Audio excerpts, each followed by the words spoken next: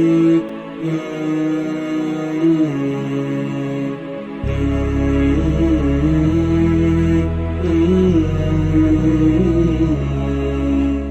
بالله من الشيطان الرجيم بسم الله الرحمن الرحيم الحمد لله رب العالمين والصلاة والسلام على رسول الله وبعد السلام عليكم ورحمة الله وبركاته.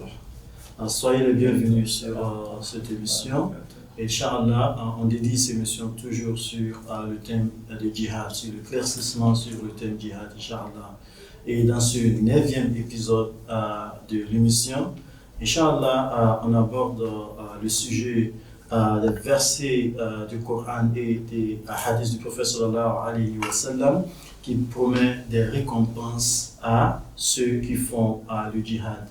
Je m'appelle Teslim Adeyema et j'ai toujours avec moi dans le studio ici Ustaz Mohsin Hamza.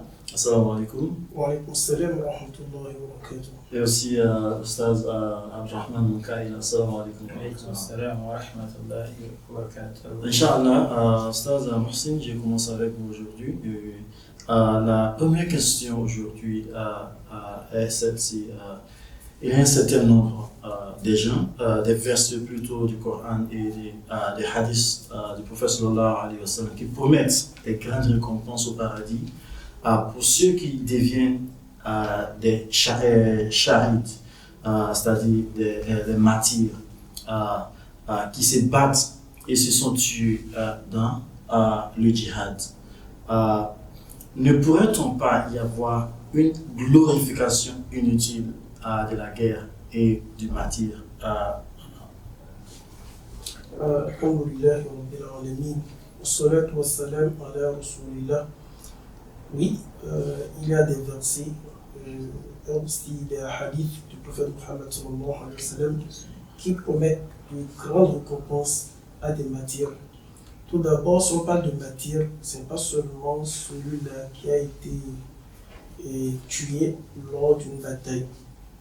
Seulement que le plus haut degré des martyrs, c'est celui-là qui a été tué lors d'une bataille, peut-être pour la sécurité de la communauté ou bien pour la préservation de la religion, et ainsi de suite. Nous avons aussi des martyrs tels que des gens qui ont connu le noyade, des gens qui ont connu de l'incendie, et ainsi de suite aussi des lors de l'accouchement, une femme qui a perdu la vie, tout ça, ça fait partie des martyrs en islam. Seulement le plus haut degré des martyrs, c'est celui-là qui a rendu l'âme lors d'une bataille. Ces promesses, bien que nous avons des gens qui ont remis en question ces promesses, mais si nous revenons un peu dans nos réalités aujourd'hui, on voit des statues, des monuments un peu partout, où lors des fêtes d'indépendance, nous avons des présidents, des maires, des autorités qui partent pour aller déposer des chairs pour ces gens-là, parce qu'ils sont des héros de la nation. Ils sont des héroïnes de la nation. Ils ont fait quelque chose pour la nation. D'autres même sont gradés pour dire sont reconnus par la nation.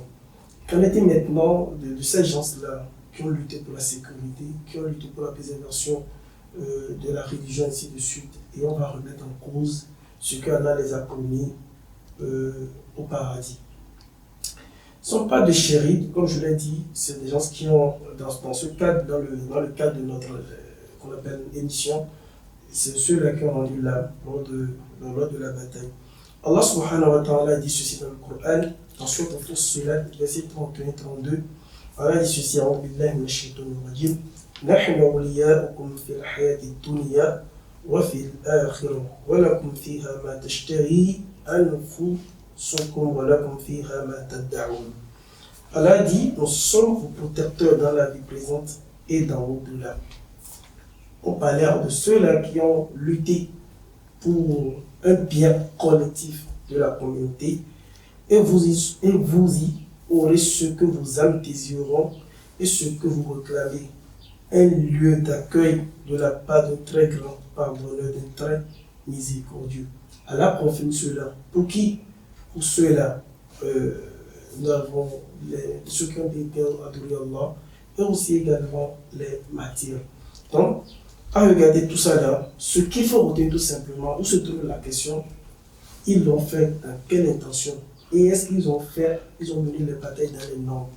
Lorsque vous menez les batailles dans les normes islamiques, bien dirigées par un gouverneur ou bien un commandant, et vous l'avez fait dans les normes comme cela se doit, et c'est dans les normes de défense ou bien de ce que j'ai cité, là, véritablement, ce sont des gens qu'on peut confirmer avec certitude que Allah les a promis des grandes choses dans ce bas et dans le monde. Et dans le verset, c'est pour dire Inna awliya Allah la khawfun alayhim wa lahum yahzanun. C'est-à-dire, là où ils vont là-bas, ils n'ont pas craint.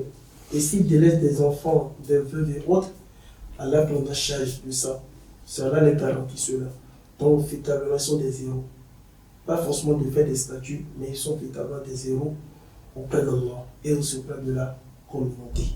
Inch'Allah. Merci beaucoup. Donc, c'est une manière dont l'islam reconnaît les œuvres de ceux qui essaient de servir à la communauté à cause d'Allah subhanahu wa ta'ala. Merci beaucoup, Ustaz. Ustaz Abraham, il y a cette question aussi de certains qui croient que l'islam prescrit que les musulmans devraient être dans un état permanent d'inimité avec les gens d'autres confessions, indépendamment de leur disposition envers l'islam et les musulmans. Quelle est la relation idéale et normative que l'islam prescrit entre musulmans et non-musulmans? Comment est-ce que la vie quotidienne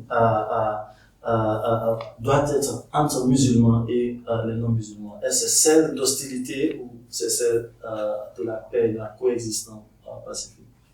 Alhamdulillah, wa salatu wa salam ala nabiyyil Mustafa.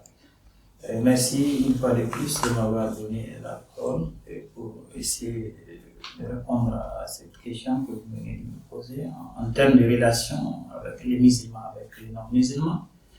Je voudrais dire que l'islam, pour commencer, de par ce nom et de par sa salutation même, c'est une religion de paix par excellence.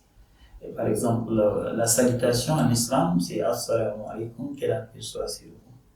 Et cette formule, c'est vrai, une fois qu'on sait que quelqu'un n'est pas religieux, on ne peut pas adresser cette formule, mais d'office, dès que vous rencontrez quelqu'un, vous lui dites Assalamu alaikum wa rahmatullahi wa barakatuh. Maintenant, pour revenir avec la relation qui doit exister entre les musulmans et les non-musulmans en termes de cohabitation pacifique, je dirais que par essence, l'islam est la religion de paix et la religion de sécurité. L'islam est en termes de relation normative avec les personnes d'autres religions, depuis sa création, l'espace musulman qui a commencé à Médine. Donc, cet espace a continué la suite d'être une société plurielle, une société multireligieuse, et il y a au sein d'elle même les polythéistes. Et donc, par essence, Dieu a recommandé, nous allons voir des versets, des hadiths qui essaient d'appuyer cela, que la caractéristique déterminante même de l'islam, c'est d'abord la justice et l'équité. Et cette justice-là, ce n'est pas seulement envers les musulmans, c'est aussi envers les non-musulmans. À forte amarre. Sauf si eux, dans leur cohabitation, ils posent des actes qui sont de nature à agresser ou à mettre en danger en islam, là, la formule d'autodéfense s'applique. Même le prophète, alayhi salam, même au sein de sa communauté ou bien même de son ethnie, qui est les Quraysh, donc il y a même parmi ses oncles, des oncles qui n'étaient pas des musulmans. Pourtant, il a pu cohabiter avec eux. Il a cohabité avec des polythéistes, il a cohabité aussi avec les non-musulmans. Et ce qui est recommandé, c'est d'avoir donné un bon exemple, un bon comportement. Et qu'il y a des fois où ce n'est pas seulement l'épée comme on a l'habitude de le dire, c'est le dernier ressort. Le bon comportement des musulmans peut faire de sorte que quelqu'un peut admirer l'islam et se convertir en islam. Et on a eu beaucoup de cas dans ce sens-là. Donc, pour aller un tout petit peu, pour essayer d'élucider ce que je viens de dire à travers quelques versets coraniques et quelques hadiths de Muhammad sallallahu alayhi wa sallam, dans le Coran, le chapitre 60, versets 8 et 9, لا ينهاكم الله عن الذين لم يقاتلوكم في الدين ولم يخرجوكم من دياركم أن تبروهم وتقسطوا إليهم.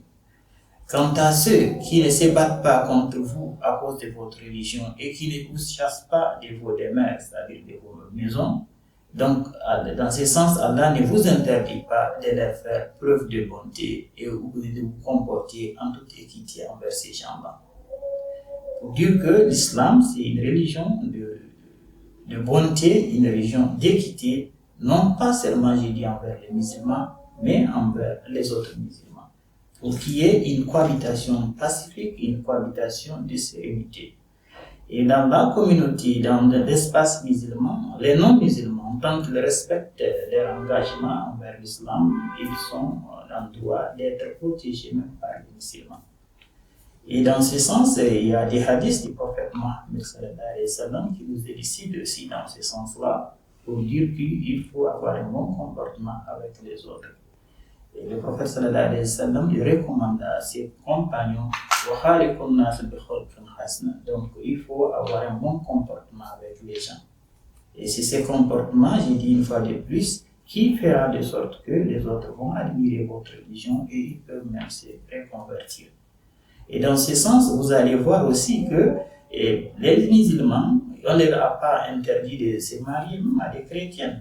Donc, si un musulman a cette capacité de marier un chrétien, ça veut dire que les hommes musulmans peuvent marier, effectivement, comme il l'a dit, les hommes musulmans, on leur a permis de marier les femmes chrétiennes. Donc, s'ils le veulent, pas une obligation, mais s'ils le veulent, ils peuvent le faire. Donc, pour dire une fois de plus que la cohabitation entre les musulmans et les non-musulmans, c'est une cohabitation de paix et de sérénité. C'est ça qui est recommandé. Merci beaucoup. Il fait allusion au verset coranique qui démontre que l'islam permet aux musulmans de vivre en paix avec les non-musulmans, à moins que ces non-musulmans les empêchent ou même les chassent de leur demeure ou même de leur pays. J'aimerais vous poser cette question. Est-ce que vous pouvez nous donner, dans la vie du prophète sallallahu alayhi wa sallam, des exemples, un aperçu, si vous me permettez de dire, par rapport à sa relation avec les hommes, les personnes d'autres confessions? Et j'aimerais ajouter aussi, s'il vous plaît, cette question aussi, si vous pouvez répondre les deux ensemble, qui est le fait que l'islam reconnaît le prophète sallallahu alayhi wa sallam comme un prophète miséricorde. Et de la paix. Et la question ici, c'est que si le prophète est un prophète miséricordieux et aussi un homme de la paix, pourquoi est-ce qu'il s'est toujours engagé dans des combats pour tuer les ennemis? Pourquoi le prophète sallallahu alayhi wa sallam accepte-t-il de joindre les forces combattantes d'aller en guerre? Merci beaucoup pour les deux questions. Je vais commencer par la première question. Vous demandez de citer des cas pratique du prophète Mohammed avec les non-musulmans. Et Ustad Abdul Rahman vient de confirmer que l'islam n'a jamais enseigné l'hostilité envers les autres qui ne partagent pas la même foi religieuse que nous. Le prophète Mohammed de toute sa vie, avant même la prophétie, c'est quelqu'un qui a été loyal avec tout le monde, aimé de tous, parce qu'il est véridique, il est loyal et il est humble. Et lorsqu'il a embrassé l'islam, avec qu'il a été élevé au rang de prophète, le meilleur des prophètes, les imams des prophètes, cela n'a jamais amené à se montrer grossier envers les siens. Et le prophète Mohammed sallallahu alayhi wa sallam, il a même dit dans un hadith où il dit le jour de la révélation, s'il en a parmi sa communauté, ou bien autre également, parce que si on parle de la communauté de Mohammed sallallahu alayhi wa sallam, c'est tous ceux qui sont vivants jusqu'à là.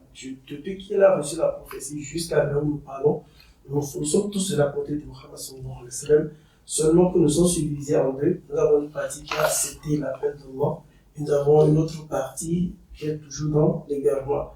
Qu'Allah ne nous égare pas, et qu'Allah nous accorde la guidance. Le prophète Mohammed sallallahu alayhi wa sallam dit quiconque va entraver la notoriété de quelqu'un, qu'il soit musulman ou non musulman, ou il a voulu ses biens, le jour de la résurrection, lui sera son avocat. Donc c'est pour dire, vous les musulmans, vous n'avez pas le droit de nuire à un non-musulman. Voire encore un musulman. Donc il est interdit. Donc si vous le faites le jour de la résurrection, vous serez parmi les ruinés. Le Coran même nous a encouragé de manger de leur lait. Ceux-là que nous appelons les chrétiens, les juifs et autres. S'ils ne payent pas le Coran, on peut manger de leur lait. Tant que ce mets ne contiennent pas, ils n'ont pas émoulé pour autre chose qu'Allah subhanahu wa ta'ala. Le prophète Mohammed sallallahu alayhi wa sallam a dit, Jibril m'a tellement recommandé d'être bienveillant envers mon voisin, jusqu'au point où j'ai pensé que mon voisin allait mériter après ma mort. Donc, le prophète Mohammed sallallahu alayhi wa sallam n'a jamais enseigné cela.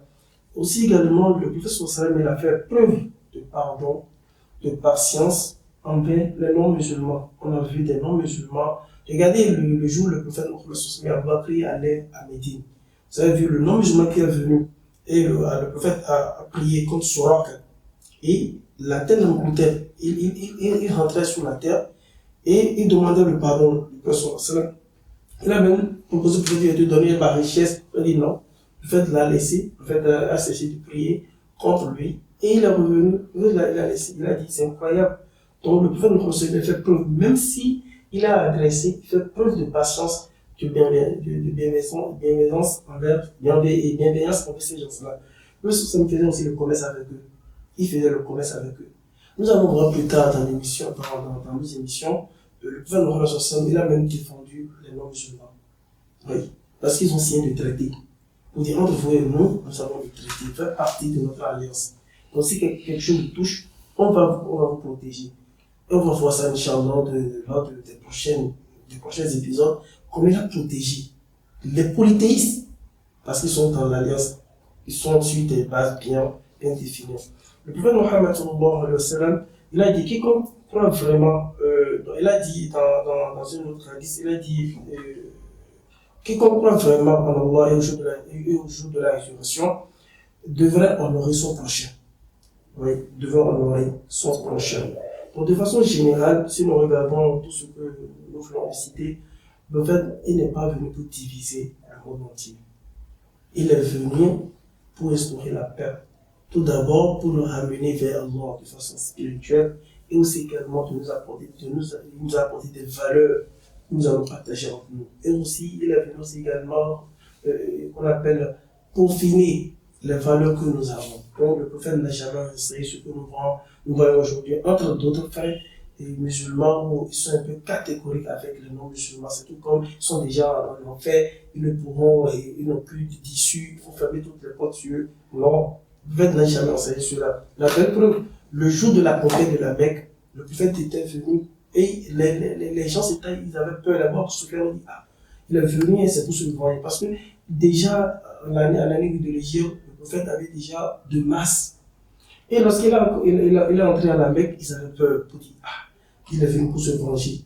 Mais là, il a dit, vous êtes libre. Ils étaient étonnés, mais celui-là qu'on a persévéré, on l'a persécuté, merci beaucoup, pendant 13 ans, et il vient aujourd'hui d'embargo, tout ça, là, il est venu à dire, vous n'êtes pas adoré. Vous voyez. Donc, le prophète n'a jamais enseigné ce que les gens pensent. Il nous enseigne des vraies valeurs. Après tout, nous sommes des frères et sœurs. Et il nous enjoint à quoi? À la fraternité. Directement à la question la dernière question que vous m'avez posée, concernant le prophète Mohammed sallallahu alayhi wa sallam, et il participait à des batailles. Et pourquoi il participait à des batailles? Est-ce qu'il aimait tuer? C'est pour ça? Non. Le prophète Mohammed sallallahu alayhi wa sallam, il a mené des guerres. Les gens, ils ont totalisé toutes formes de guerre. Malgré, on verra les détails, Inch'Allah, dans les épisodes à suivre. Il a mené jusqu'à 27 guerres. Et parmi les 27, il a 9 véritablement qui sont des batailles sanglantes qu'il a menées. Et la suite des missions va nous élucider davantage pour voir pourquoi il a participé dedans. Le prophète Mohammed sallallahu alayhi wa sallam, s'il va à une expédition, une bataille, le premier objectif, ce n'est pas de tuer, ce sont des négociations. il est aussi chef des traités. On verra par la suite. Le prophète Mohammed sallallahu alayhi wa sallam, Allah lui a dit ceci. Allah lui a enseigné des grandes valeurs. Allah lui a dit si, comment dit-on, et vous êtes avec les non-musulmans et vous êtes en conflit, et si vous voyez qu'ils demandent la paix, il faut aller vers la paix. Allah dit ceci, وَإِن تَنَحُوا لِلسَّلْمِ فَاجْنَحْ لَهَا وَتَوَكَّلْ اللَّهُ إِنَّهُ هُوَ السَّمِيعُ الْعَلِيمُ. C'est-à-dire que s'il est la guerre de vous les ennemis, s'il demande la paix, il demande de chercher un terrain d'entente, il faut aller vers et placer votre confiance en Allah subhanahu wa ta'ala. Allah dit ceci dans le Coran, pour dire وَمَا لَكُمْ لَا تُقَاتِلُونَ فِي سَبِيلِ اللَّهِ وَالْمُسْتَضْعَفِينَ مِنَ الرِّجَالِ وَالنِّسَاءِ وَالْوِلْدَانِ الَّذِينَ يَقُولُونَ رَبَّنَا أَخْرِجْنَا مِنْ هَذِهِ الْقَرْيَةِ الظَّالِمَةِ. Allah même recommande à toute la communauté, c'est pas seulement à Mohammed, ce verset s'adressait à Mohammed et aussi également indirectement aussi à nous. Allah dit ceci: et qu'avez-vous à ne pas combattre dans le sentier d'Allah et pour la cause des faibles, hommes, femmes et enfants, qui disent Seigneur, fais-nous sortir de cette cité dont les gens sont injustes et assigne-nous de ta part un allié et assigne-nous de ta part un secoureur. Ici, Allah dit au prophète sallallahu, pourquoi vous ne combattez pas alors que vous avez vos frères et sœurs qui sont dans le besoin? Dans ceci, ça prend en compte tout le monde, c'est pas seulement le prophète, ça prend en compte tout le monde. Lorsque le bien, la sécurité est menacée, tout le monde est appelé. Et déjà, si déjà encore le prophète Mohammed sallallahu, chacun va envoyer des gens et lui n'est pas sur le terrain, les gens vont dire tout simplement, lui, il est guéri en théorie, mais il n'est pas guéri en pratique.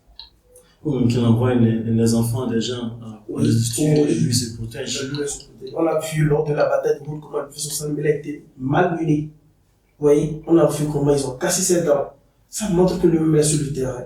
Et le prophète, il enseigne des valeurs pour dire si vous allez sur le terrain, il ne faut pas défigurer, il ne faut pas casser les arbres. Donc lui-même va sur le terrain pour montrer les bonnes manières. Non, c'est ça le cas du prophète Mohammed sallallahu alayhi wa sallam. Et d'ailleurs même, on dit la charité bien ordonnée commence par soi-même. Et également, le prophète Mohammed sallallahu alayhi wa sallam, il est notre excellent modèle. L'excellent modèle n'est pas seulement dans la théorie, mais aussi dans la pratique. Vous voyez, donc on a dit, de le prendre, Allah dit إِن كُنتُمْ تُحِبُّونَ اللَّهَ فَاتَّبِعُونِي قُلْ كُنتُمْ تُحِبُّونَ اللَّهَ فَاتَّبِعُونِي يُحْبِبْكُمُ اللَّهُ. On nous demande de le suivre de façon absolue. Allah n'a jamais mis une exception. À mon il a dit de le suivre autant que vous pouvez. C'est la seule exception, autant que vous le suivez à votre capacité. Donc, dans les guerres, il est sur le terrain pour nous enseigner les bonnes manières. C'est là les gens vu comment il a traité. Et lorsqu'Omar aussi, lorsqu'ils nous ont pris la succession, ils ont vu comment le prophète sallallahu traitait sur le terrain.